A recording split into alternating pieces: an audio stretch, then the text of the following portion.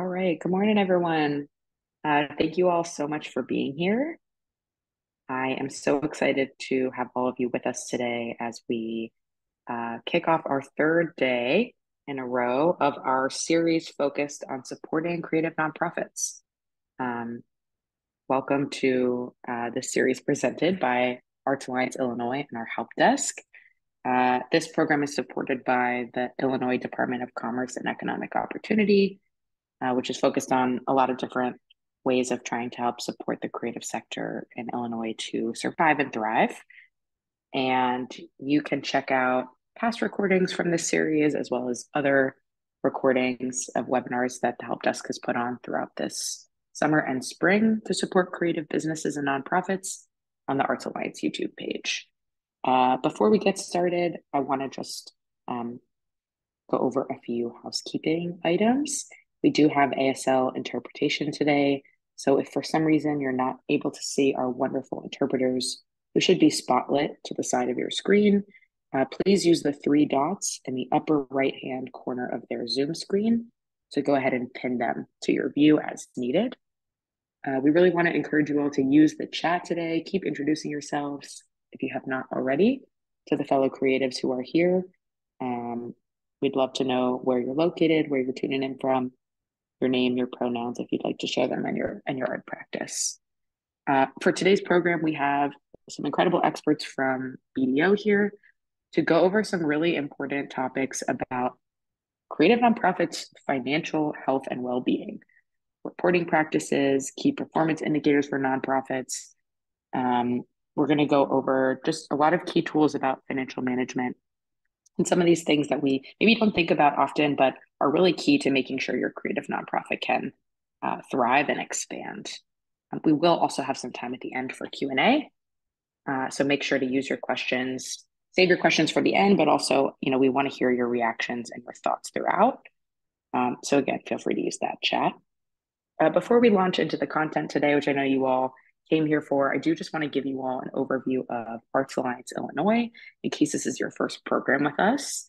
Arts Alliance is a statewide arts advocacy organization working to build the creative sector's power through advocacy, policy change, and connection to much needed resources to improve the quality of life of communities across Illinois. Our members and our network is statewide, discipline-wide, and works every day to ensure that the creative community in our state and ultimately in our country has the resources that we need. There's a lot of really incredible work that Arts Alliance does, from direct advocacy and policy work, conducting research to understand better the needs and the gaps in the creative sector, as well as technical assistance. So supporting creatives directly in applying for public funds for the arts sector. And that's where the help desk, which is bringing you this program today, comes in. Our help desk is here to really support the creative community in navigating public funding opportunities. We have a site with a running list of public funding opportunities for the arts. We have staff who can support you one-on-one in applying for particular public grants, and just a whole host of resources in addition to programs like this. We've been putting on, as I mentioned, some workshops throughout the summer, really geared towards folks who are interested in starting or have just started their creative nonprofits. Maybe they're thinking about trying to figure out how to expand their creative side hustle into more of a formal business. That's what the help desk is here for, answering all of the questions, giving you those resources that maybe you didn't even know you needed. So as I mentioned, expanding your creative nonprofit is really the focus of this week. We have some more programming coming up in September, focused on sustaining and adapting your creative venture.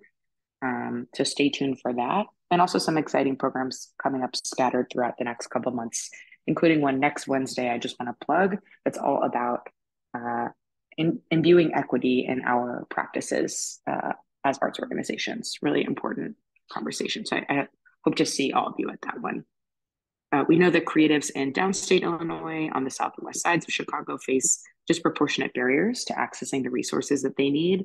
And the help desk is really here to make sure that all of us in the creative sector can connect with the experts, fellow community members, and resources that we need to thrive.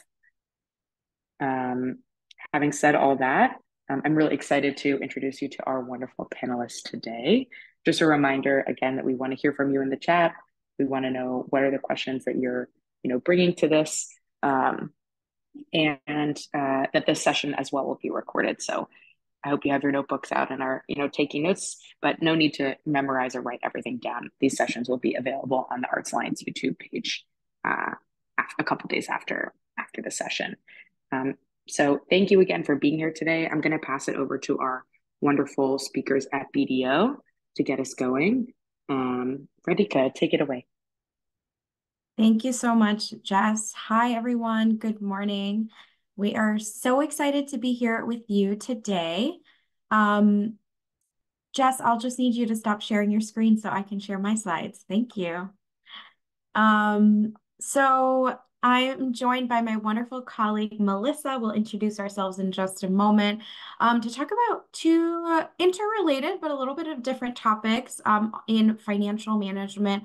One, really thinking about scenario planning. What does it mean to think about different scenarios in your budgeting process, as well as managing financial performance? So what does the monitoring piece look like for your, monitoring against your budget? So we'll talk through a couple of different ideas and things like that. A little bit first about BDO and the nonprofit and grant maker advisory team that we are a part of. We work exclusively with nonprofit clients as well as grant makers all around financial management capacity building. So we do this work in a lot of different ways, including through technical assistance projects directly with nonprofits, through assessment work, outsourcing, and then, of course, supporting the sector through training and education opportunities. So we are very excited to be partnering with Arts Alliance through this initiative. And hopefully there are some familiar faces who've been at some of the sessions that we've presented on already so far. So a little bit about us. My name is Radhika. I use she, her pronouns. I'm a manager here with the BDO team. I have been here for about 4.5 years now, doing all sorts of work in financial management capacity building, including those technical assistance projects, but especially around the training side. I love working with and learning about all new nonprofits through the training work that we do. My creative background is I studied Indian classical dance for many, many years throughout my childhood, teen years, and adulthood. So very excited to be with this group of individuals in the arts sector. So I'll be taking us through sort of the first half of our presentation today when we talk about scenario planning. And my colleague, Melissa, who I'm going to pass it over to introduce herself, will be taking us through sort of the financial performance management, the second half of today's session.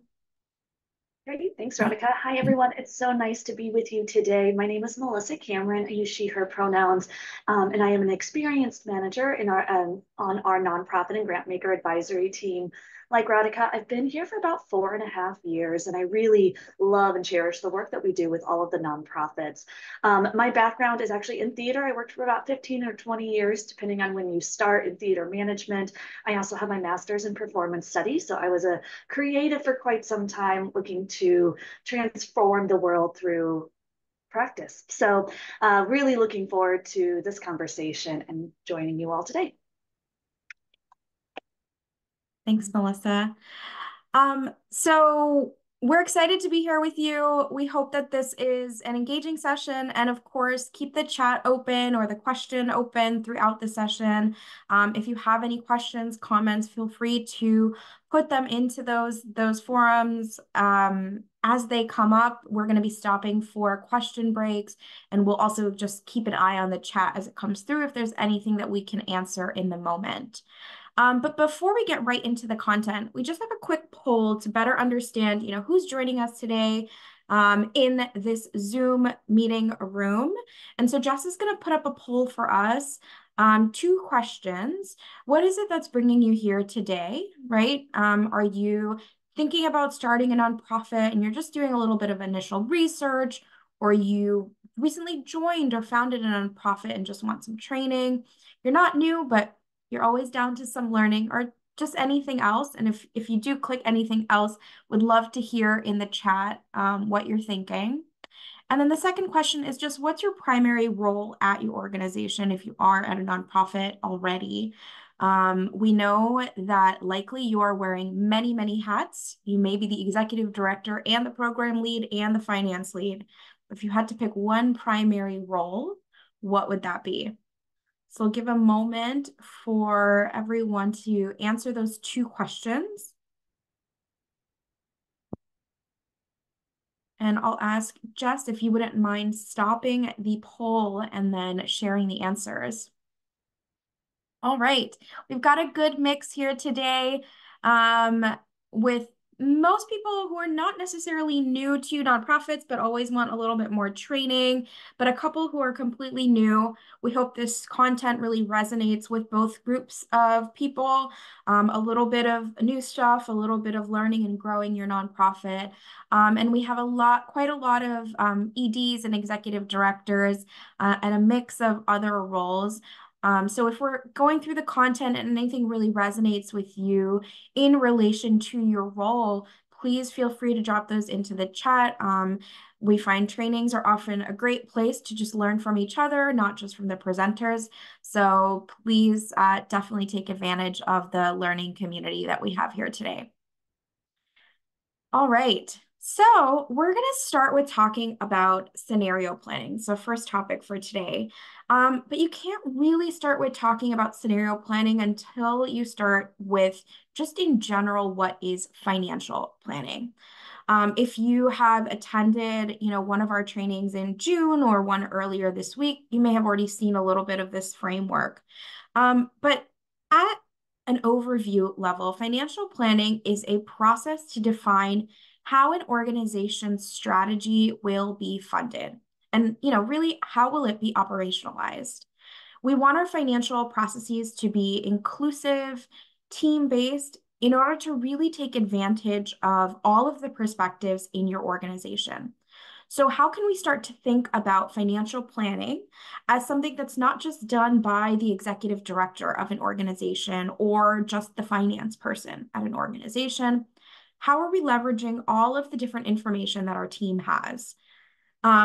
When financial planning is done, when financial planning is something that's done well, it's not something that's just done once a year, right? It's something that we are looking at continuously throughout the year. We are re-looking at our budgets periodically to see how things have changed and looking forward to see if there's anything that we can do to course correct or adjust for the future.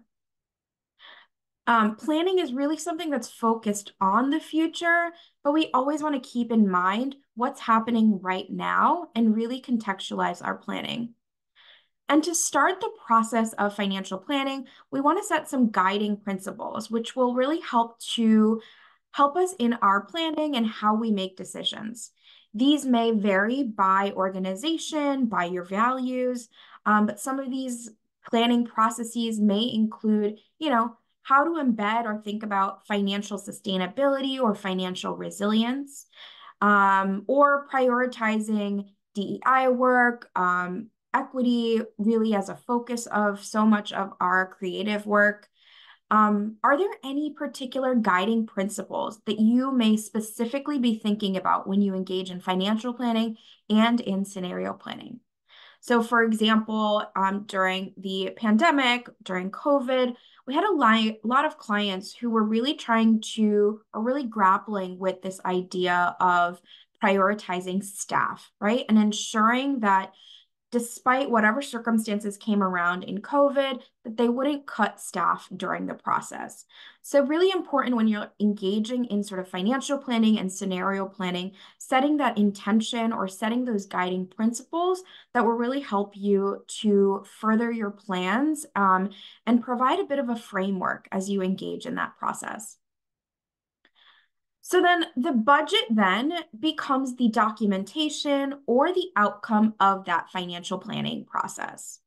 It's a way for us as leaders to capture what we discussed in those conversations. It is our action plan for the year, stated in dollar terms. It puts dollars to the strategic plans or goals that we make for the year. And it is a way for us to communicate both internally and externally about our organization's values. So how is our organization going to prioritize the use of our resources? So how does our budget compare to scenario plans, right? So as we just talked about, our budget is that action plan stated in dollar terms for the year. We have determined what we want to accomplish for the next year. We have determined what it costs to accomplish those activities based on an understanding of maybe our prior year's history, our prior year's finances. So it's that detailed projection of the revenues and expenses for the year based on our own internal trends, right? Prior history, as well as a prioritization of what resources are available to us right now. Scenario planning, on the other hand, gives the flexibility for some alternative projections. So our budget is typically one path forward that we build out in a very detailed way. But a scenario plan helps us to deal with or think through uncertainties and unknowns in the future. And when we build out scenario plans, we might actually be building out more than one potential model or more than one plan. And so because we are dealing with these uncertainties, they may be a bit more higher level than that detailed 1-year budget. So if we're building out multiple scenarios, if we have to change course, then it really can't be as detailed as that 1-year annual plan. So we'll really want to think about what are the high level assumptions for the different scenarios that we're going to be charting out. What are the key revenue and expense drivers in each of those scenarios? And can I use that to make decisions or be responsive to either internal or external disruptions that may happen and impact the organization? So the scenario planning has the additional sort of aspect of responding to external circumstances. So when we think about scenario planning, our team generally thinks of this as sort of a 4-step process that is iterative as you gain new information. So starting with all of the steps that are really necessary to prepare for scenario planning, which we're going to break down each of these steps in a moment. The next stage is, actually defining those scenarios based on that prep work that we've done in stage 1 and any real-time information that we have now. This is about building the narrative around your scenarios. What are some of the assumptions that you're making? What are some of the key knowns and unknowns that you are grappling with over the next maybe 12 to 18 months or 2 years? Or really whatever timeline you determine is appropriate for your planning process. After you've defined the narrative and the assumptions, that's when you actually start to plug in the numbers to know what each scenario will look like financially.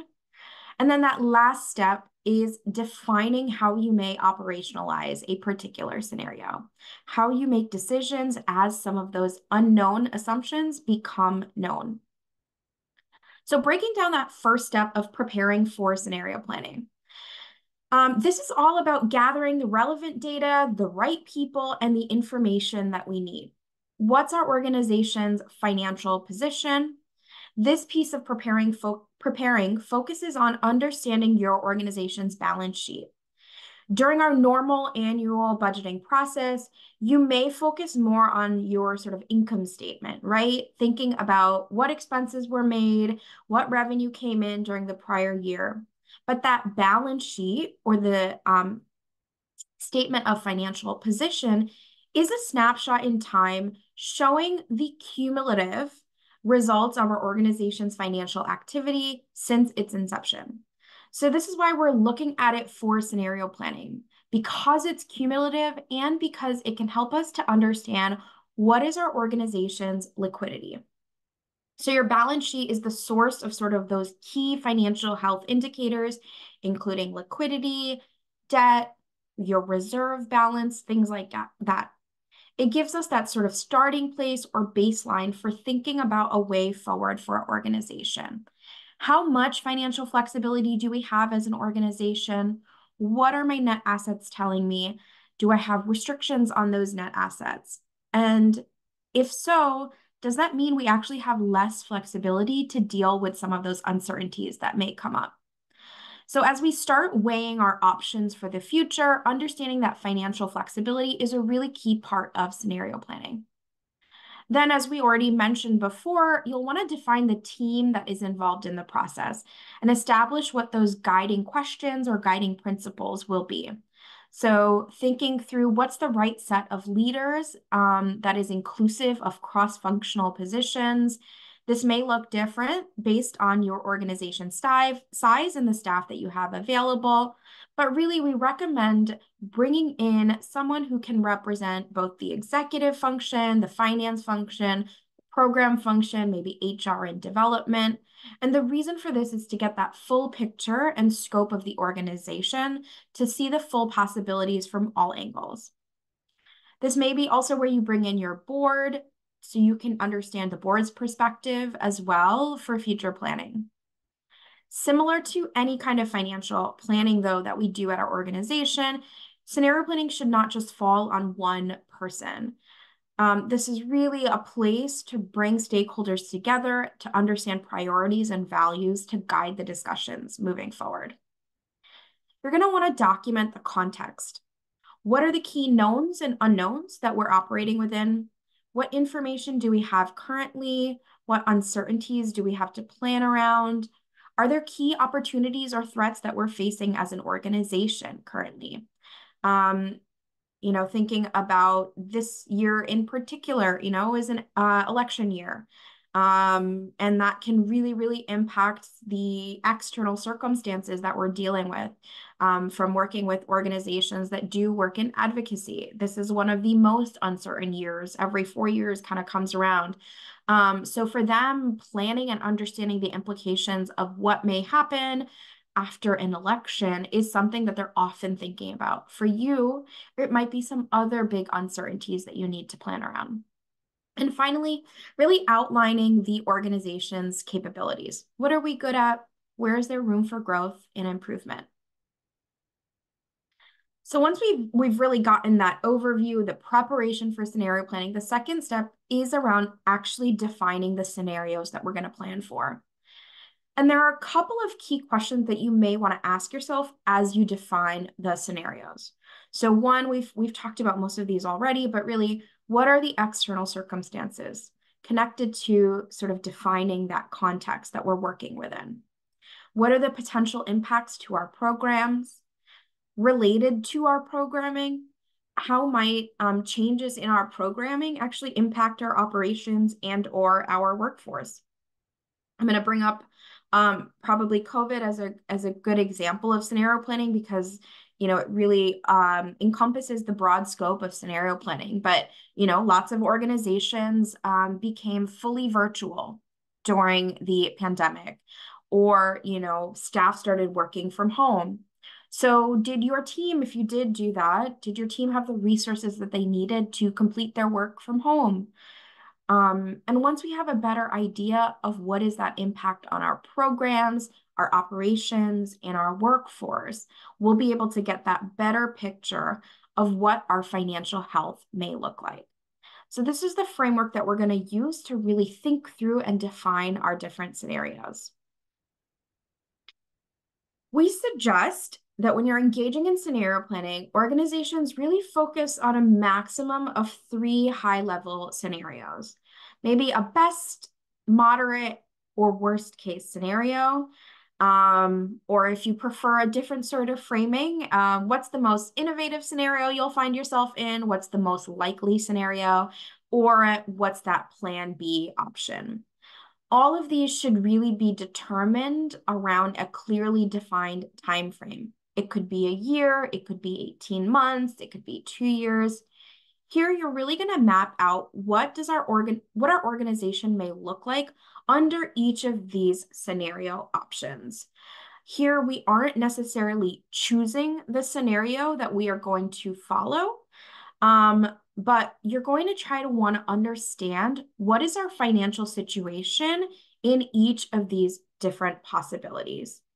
What's critical here is what are the key assumptions that we are making in each of these scenarios. So at the height of the pandemic, perhaps the worst case scenario that an organization was planning around is that they would have to continue to remain virtual and offer virtual programming for the next year, for subsequent years. Based on that assumption, what is the impact to our programs, our finances, our workforce? We may have multiple assumptions that we are working off of in each scenario, but really important to be able to document what those are as you go through this planning process. So here's an example of what that might look like in terms of defining those three scenarios. Let's say this is related to, our scenarios are built around, revenue, and we're thinking about whether or not we're going to get a particular piece of revenue or a particular contract. The best scenario is that we get that revenue source, we're able to hire all of the adequate admin staff that we need to accomplish the work, and we're also able to meet program deliverables, all of the funding requirements. Perhaps a moderate or a most likely scenario is that, we got the funding, but it wasn't quite everything that we needed. So we were able to hire enough program staff, but not enough administrative staff. So what are the financial implications, the compliance implications that we might be going through? We can meet those program deliverables because we've got that program staff, but we're really struggling to meet the funder requirements because we don't have the admin staff to be able to really support the financial reporting, the compliance reporting.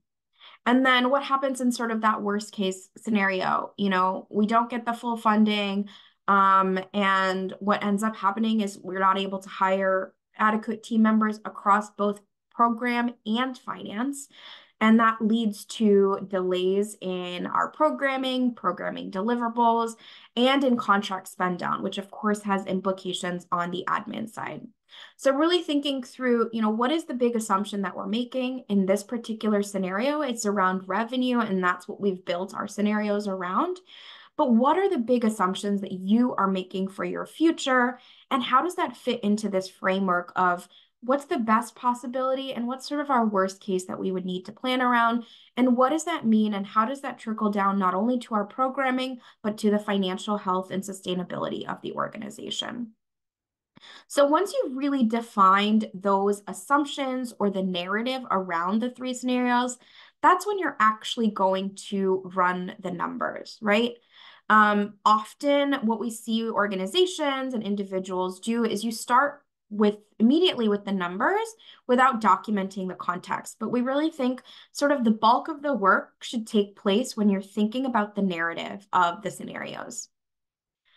So starting with understanding, what's your current budget versus actuals, right? So where are you in the year? What is your starting point for today? Gather the information to inform how the numbers might change based on the scenarios that you've outlined, right? So if you've decided that you're going to be virtual for a while, how might you outline your occupancy expenses, right? You may not need to budget for rent anymore, right? You may be able to get rid of that office space, so you're taking out that big expense from your budget. So it's not necessarily about getting the exact perfect numbers into each scenario model, but what's the best estimate that you can make for those numbers? Now that you've defined those scenarios, put some numbers into place using those current actuals, start to project out the financial implications of those scenarios, right? So if you were able to give up your lease, model out those reductions in rent costs, how might staffing costs change based on your scenario assumptions? Where are you in your fiscal year? And how soon might you be able to implement any particular changes or implement a scenario? So we're talking about this pretty broadly, and often it is where we see organizations most engage in scenario planning is around revenue, right? So we talked a little bit about, programming. If programming stays virtual, there may be other circumstances that you need to plan around. But I want to talk really specifically in depth around revenue scenario planning and what that looks like. So when you are budgeting for your upcoming year around sort of pending revenue, you might be tempted to approach revenue planning as shown in this chart that you see on the screen right now. For example, this is called the discounted approach to budgeting. For example, for committed revenue, you may include 100% of that amount in your annual budget. For something that's a high likelihood of coming into the organization, maybe you would apply 85% of that prospect amount into your budget. For a medium, maybe you're going to apply 50% to your budget. And then finally, you have that low likelihood, the reach kind of prospects for your funding, and maybe you're going to include 10% of that money into your budget. This sort of discounted approach doesn't necessarily give us an accurate picture of your budget projection, right? Because oftentimes grants will come in as all or nothing. Of course, there are situations where a funder will reduce the grant amount, but in most cases, you're either going to get that full grant amount or you're going to, or you won't receive it, right? So this can often give a little bit of a false sense of what that budget scenario looks like. On the other side, we actually recommend that you think about revenue scenario planning in terms of scenarios based on understanding the likelihood of receipt of a particular funding source. So in this case, when we're planning for our budget and thinking about our budget, we're really only including things that are already committed to the organization or that we have a really high likelihood of receiving. So those that we've already had a couple of conversations with the donor, it really stands to just we have to submit the final proposal, but there's that high likelihood of receipt. And we leave out those medium and low case likelihoods to be a little bit more conservative in our budgeting approach. So it's always helpful to have an understanding of what your organization would look like in the best, moderate, and sort of worst case revenue scenario pieces. We do have a tool that we want to share or that you can access through an website called strongnonprofits.org. It was created by our team along with the Wallace Foundation, and it's a free repository of resources for nonprofit organizations such as yourselves, new nonprofits starting out. And this is a document or a Excel tool called the Revenue Analysis Worksheet. And it really helps organizations to think through exactly the likelihood method of revenue planning. So in this particular situation, you can enter in your different potential funders and grants. What's the total possible revenue for the current year? And then what's the likelihood of receipt, right? And then what the tool will do is calculate sort of your own revenue, best, moderate, and worst case scenarios. So as you enter in your budgeting process, thinking about, okay, if we have this really, really great year, we know that we're going to end up with, this much of a deficit. How do we want to use that this much of a surplus? How do we want to use that surplus? Are we going to invest it back into our programs? Or are we going to set it aside for reserves? On the flip side, if we end up with that worst case scenario, we're only getting that 100% likelihood of receipt. We know we have to plan for this potential deficit. So how do we need to navigate that? Do we need to think about cutting expenses? What are the different ways that we want to navigate? So always great to have a perspective on how revenue may change throughout the year. So we've planned out our scenarios, we've run those numbers, we've mapped out, the financial implications of each of these different options. So now we can really think about what's the right course of action suited to supporting our mission and what is financially feasible for our organization. So setting that plan for moving forward. As some of those unknown situations become known, what scenario do you find your organization in? What are the key decisions that you need to make? What are those key pivot points, we like to call them? You might make those decisions based on a particular time frame. So if you are running a program in schools, maybe you need to make those decisions around a scenario plan by mid to late summer so you can plan for the upcoming school year. If your scenarios are really based on sort of a revenue projection or revenue scenarios that we were really expecting this funder to come through with funding in Q1, that hasn't happened. That means we've kind of found ourselves in that worst case scenario.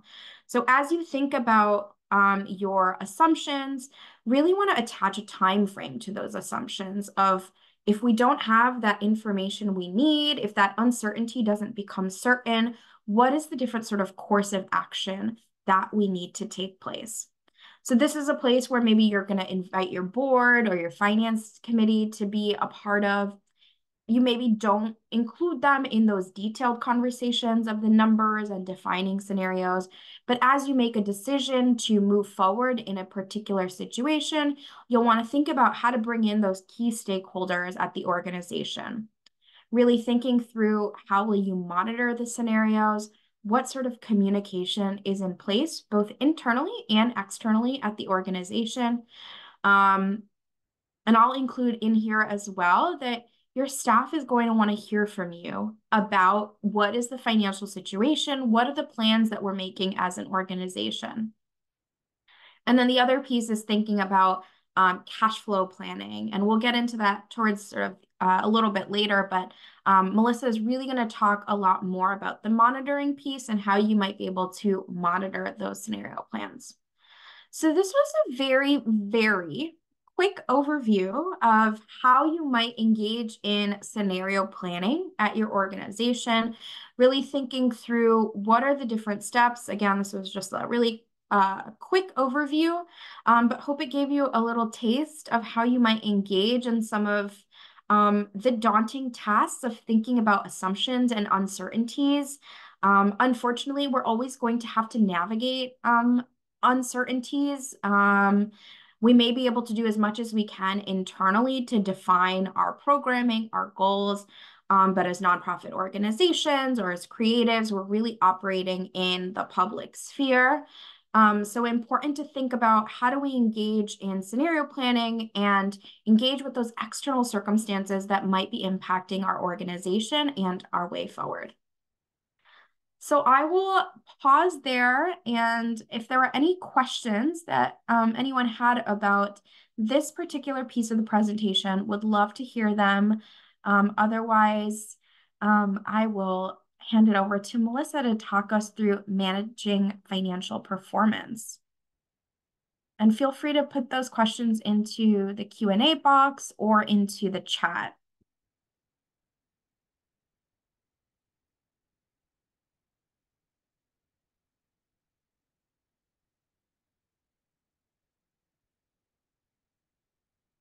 We'll also have time at the end of the session for more questions. So if you haven't quite formulated them yet, that is absolutely okay.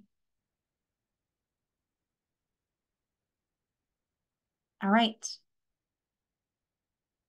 Then I'm going to hand it over to Melissa to take us through managing financial performance. Great. Thank you so much, Radhika. All right, so as Radhika noted, I am here to talk about managing financial performance at your organization. As Radhika walked us through, there's many different levels of planning, different types of planning that you can incur or take on in your organization.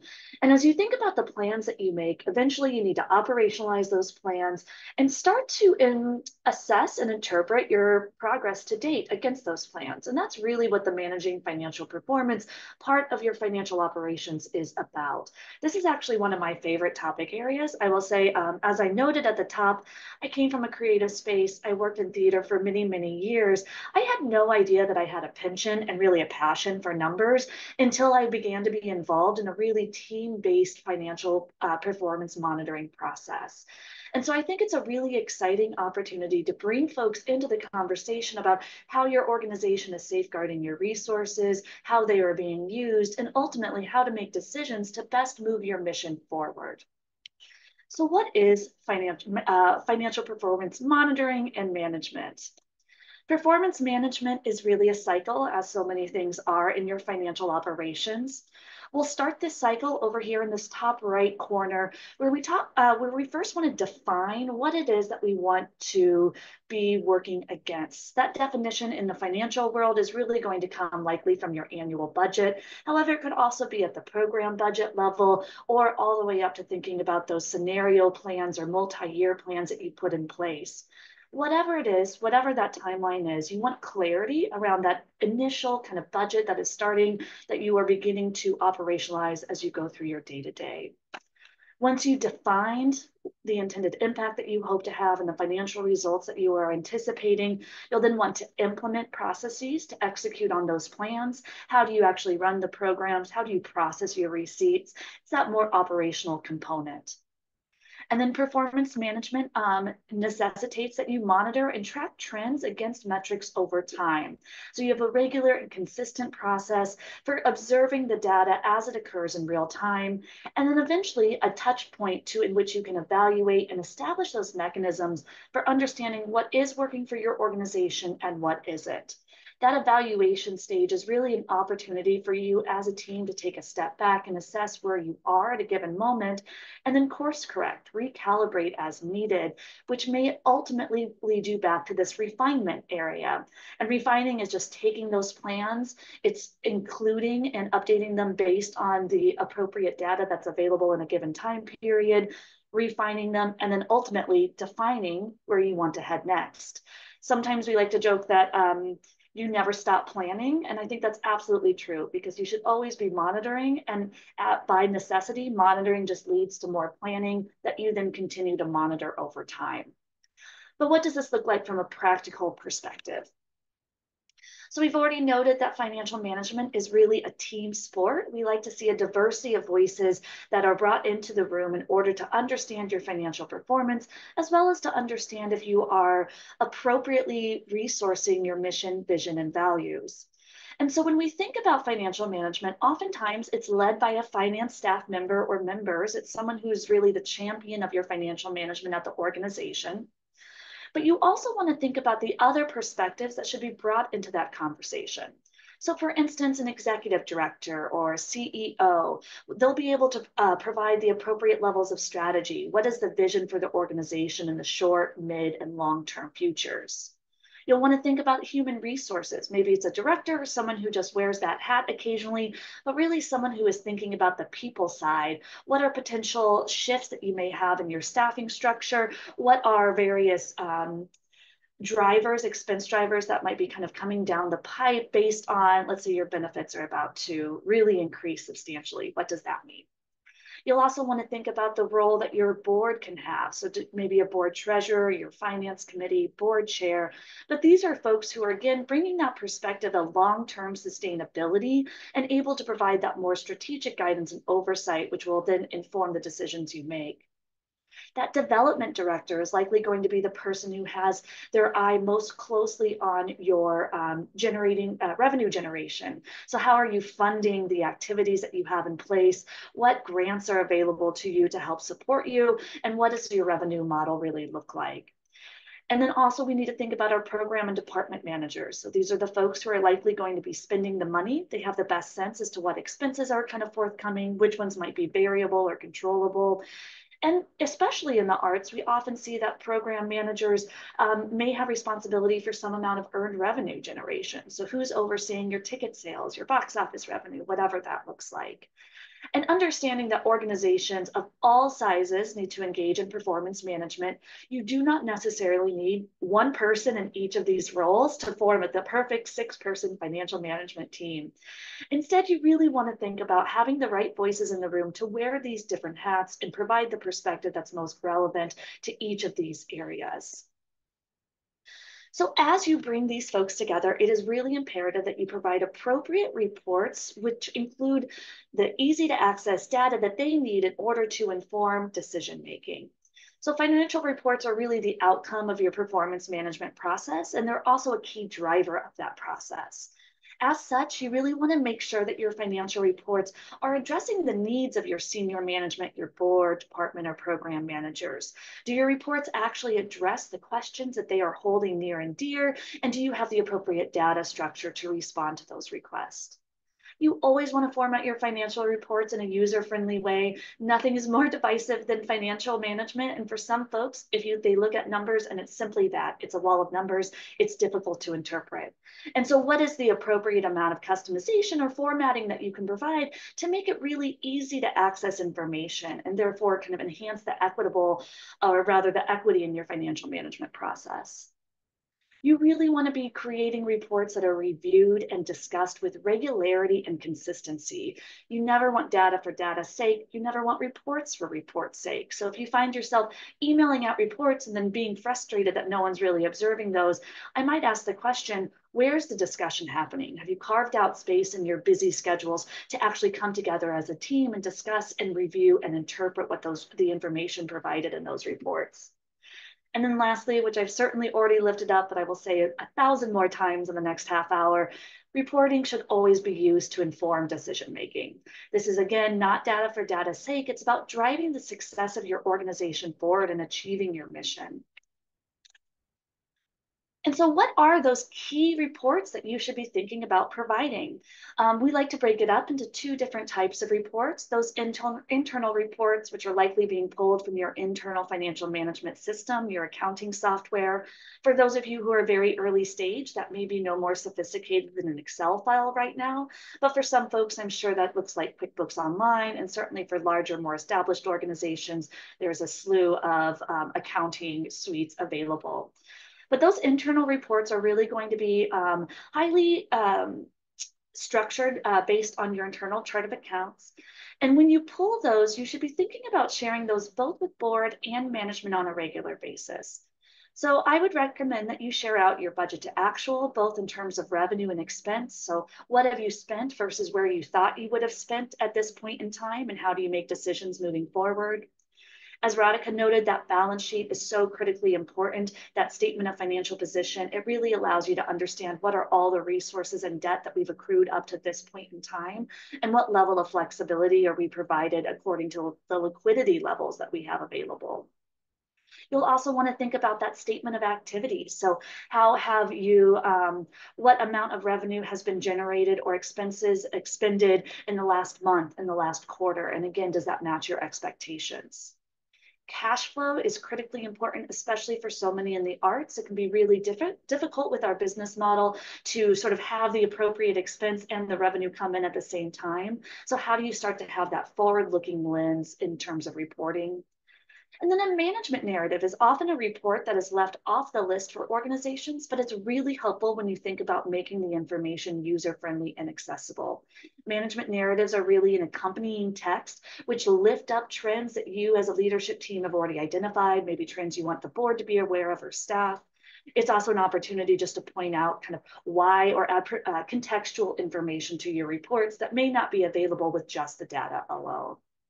So those internal reports are really what you're using to monitor over time. You're likely pulling these on a monthly or quarterly basis, and again, using them to inform decision-making moving forward.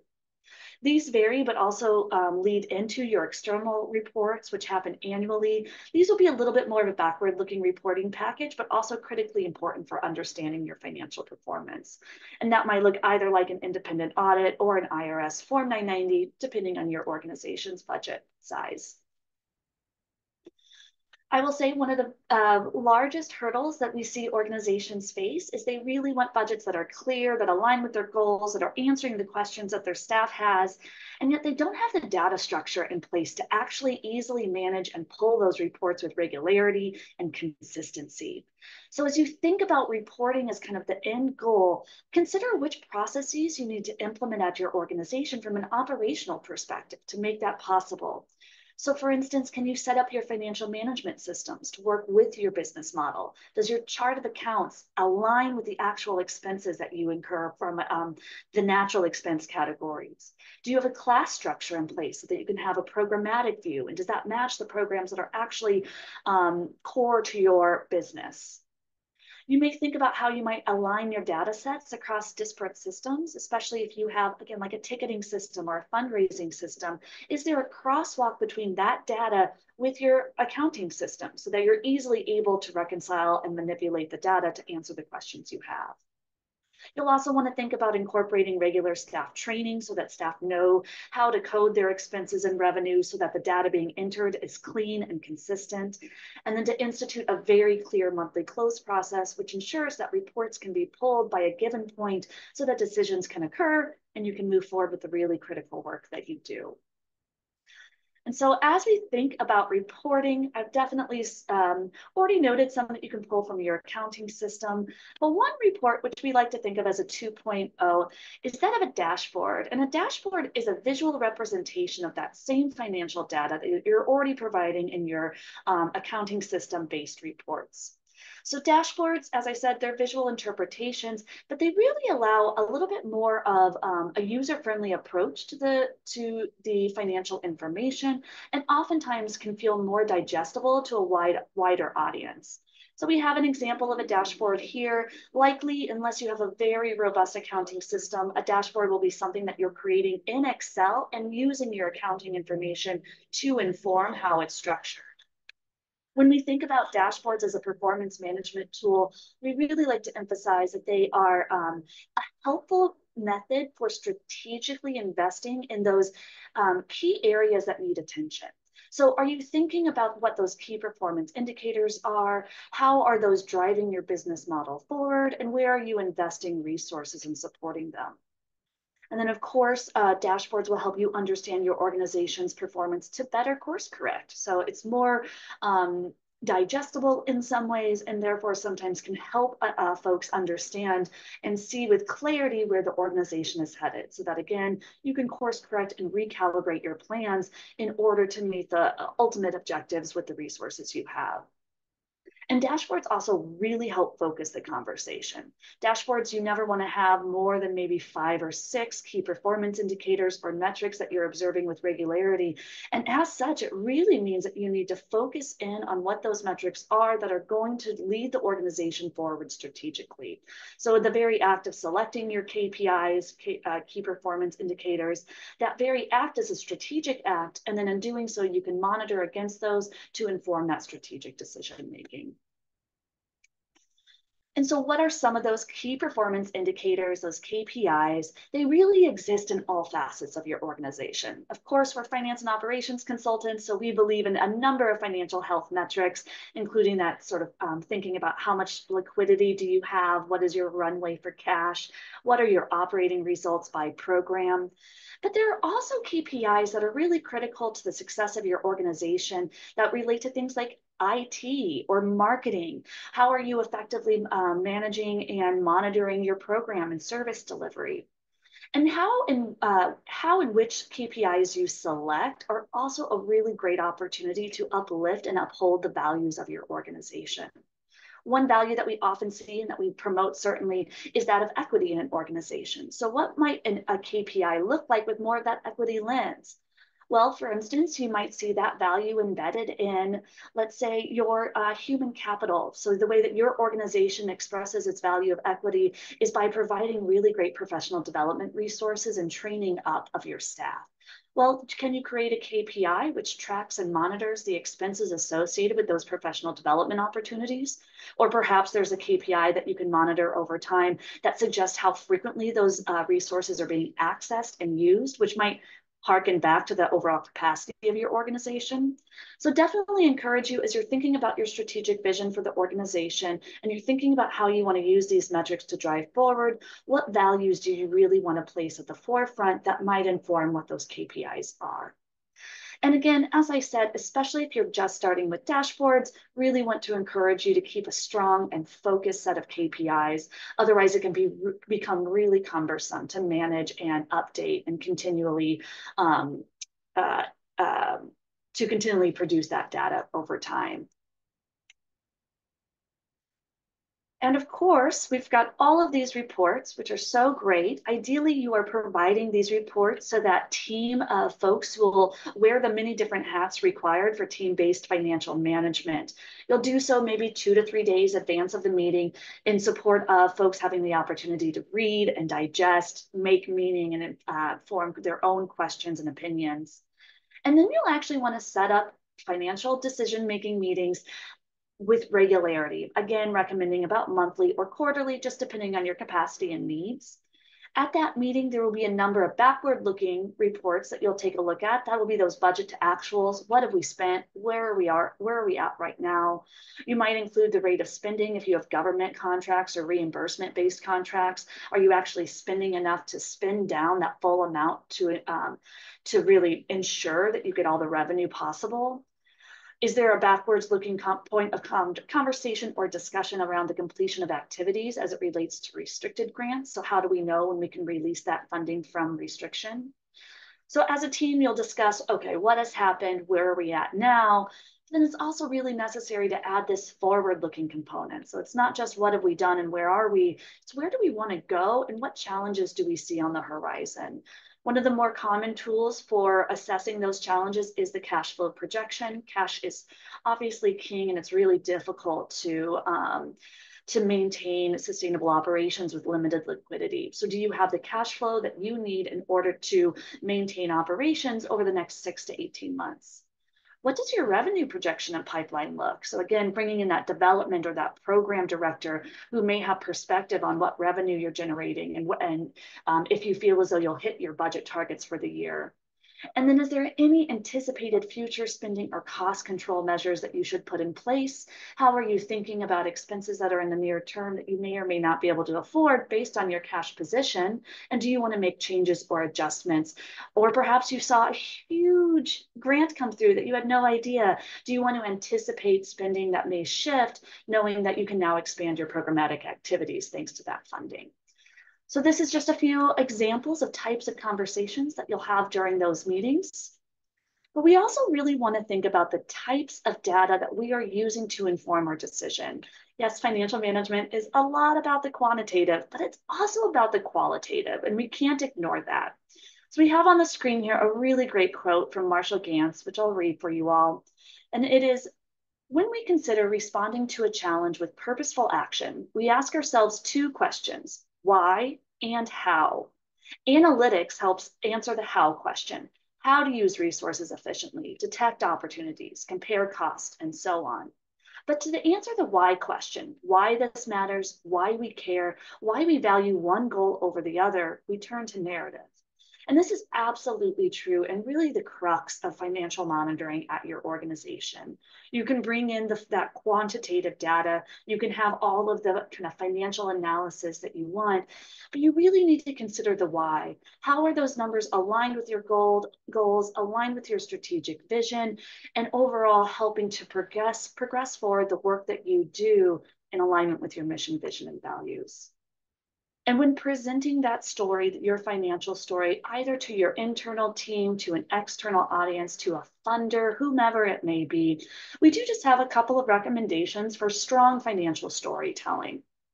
And I think, quite frankly, a lot of this is probably pretty, a lot of this might be already baked into how you see the world in communication, just by the fact that I'm joined by a lot of creatives on this call. Because when we think about good financial storytelling, I'll skip to this middle one. We always want to think about the interests and needs of the audience. So, what is that outcome that we're really hoping to provide or hoping to achieve through this conversation and through the reports? How are you thinking about the audience and the questions that they have, the challenges that they may be interested in pursuing, and what opportunities are most relevant to them? You'll also always want to go back and think about the accuracy of your data. So do you have current, reliable, and consistent data to inform the reporting and the decisions that you might be making? Can you top line those key successes and challenges? Again, you don't really want to provide financial reports that are just a wall of numbers. How can you help folks really understand where to guide the eye and what to do with the information? It should include some amount of trend information because it's never just about a moment in time. It's truly about how you progressed over time. So is the financial information that you're seeing part of a larger trend and therefore indicative of a certain challenge or opportunity that is available to you? Or is this a result that is a little bit, it's a blip and it's nothing to be concerned about or to lean into too much? You should again think about what visual tools are available to you. Maybe that's a full scale dashboard. Maybe it's just a simple Excel graphic that only represents one or two metrics. How can you again anticipate the questions that your audience may have? And then of course, you always want to think about that clear call to action. What is the response or what is the motivation for reviewing these financials, for having this conversation? And ultimately, how is it connected to mission and your ability to serve your mission and your constituents well?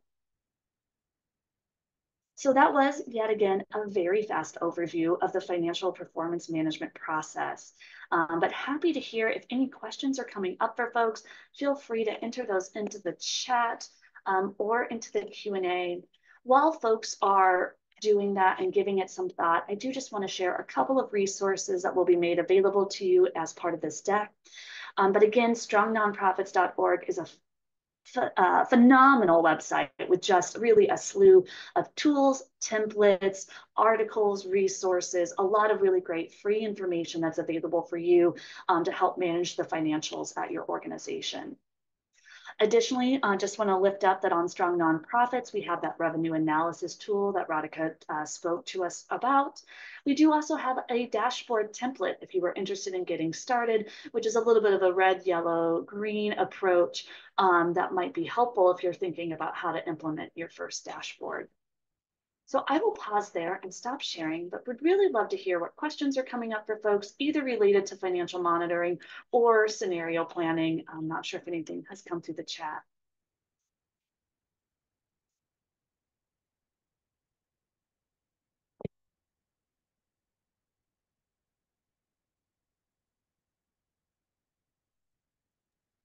I do just see tons of appreciation for both of you and just people echoing how helpful this is. So love to see that. Definitely keep putting your questions and reactions into the chat, y'all. I do just see one person made a comment a little bit earlier that I just want to highlight about not starting by running the numbers and thinking about both planning and then also some of these sort of data collection and metrics, not from just getting into the weeds and the numbers perspective. I just want to lift that up because I think it's probably really easy to do that. And I really appreciate both of you sort of orienting towards the why, the what are we really trying to measure, what are we really trying to plan for, and also thinking about who's in the room. So thanks for that. I see one new question that's just come in.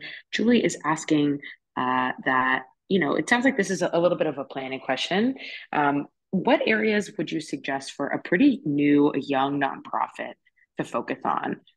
It sounds like they do not yet have a staff or an HR, but just a working board. What kind of advice would you give to this stage of nonprofit and thinking about planning and also thinking about sort of measuring some of those key metrics you were just talking about, Melissa? Yeah, I would say, and Radhika, I'd certainly be curious to hear your thoughts as well, but my initial instinct is start with the basics. So do you have an annual budget that you feel like appropriately reflects the expenses that you need to move your programs forward, that also includes the revenue that will resource those expenses?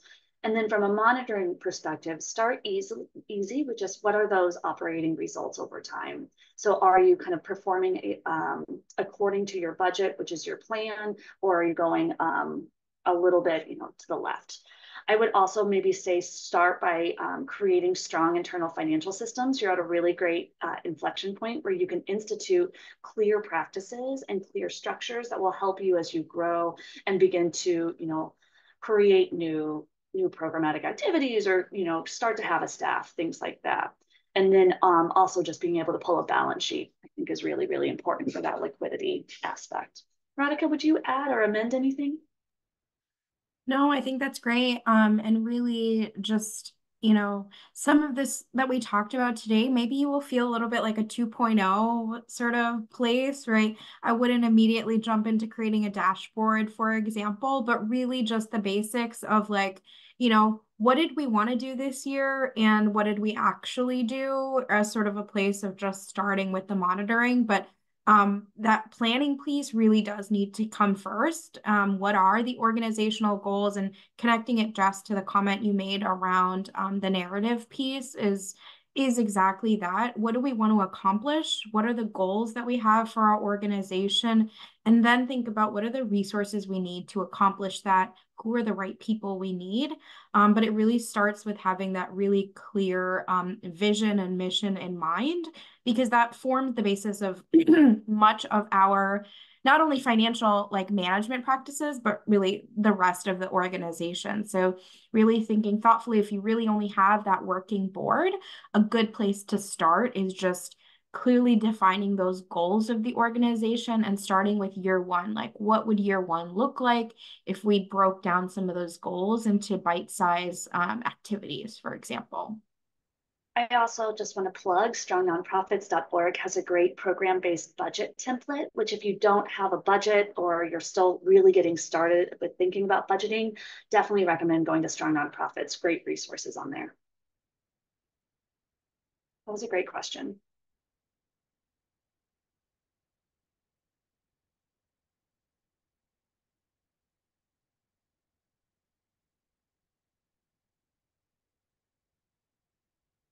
Yes, Julie, it is excellent. I agree.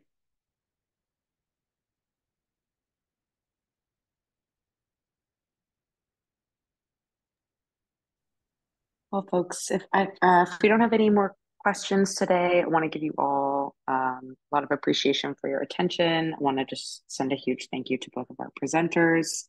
Um, as I mentioned, this information will all be available on our Arts Alliance YouTube page, the recording. So definitely check that out in the next couple days if you want to watch back to any parts in particular. A couple quick things before we log off. We want to make sure that these programs are really answering the questions, giving you all the resources that you want and need. So we would love to hear from you. What did you particularly like? What do you want to see more of? So we'll drop a link to our survey in the chat. As I mentioned, we have some exciting programs coming up from the Help Desk throughout the fall. That'll take place in September. We're going to be going over expanding your creative venture, adapting to things like AI and virtual audiences. How do you pass the baton to someone else in your organization? So these are all some of the topics you can expect in the next couple months. And to stay tuned for those kinds of updates about upcoming workshops, be sure to sign up for the Arts Alliance newsletter. I hope to see you at one or more of our future programs, but in the meantime, have a great rest of your day, and thank you all again.